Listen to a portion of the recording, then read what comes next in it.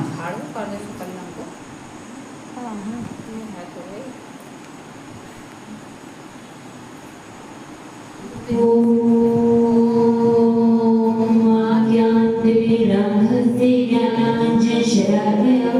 चक्षुरुन्मिलितं येन तस्मै श्रीगुरुवे नमः। अखण्डमण्डलाकारं व्याप्तं येन चराचरं तत्पदं दर्शितं येन तस्मै श्रीगुरुवे नमः।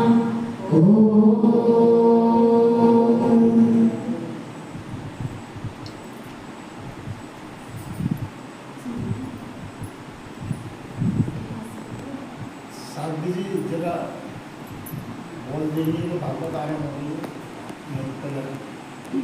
सभी ग्रामवासी शिवसारी में मिलकर भागवत आरंभ हो गई। बोल दीजिए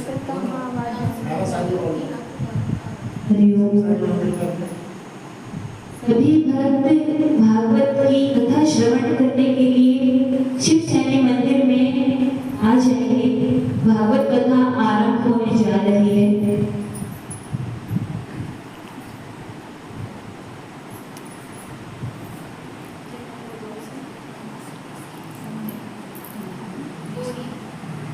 बोलिए भागवत भगवान की जय। बोलिए सुखदेव महाराज की जय।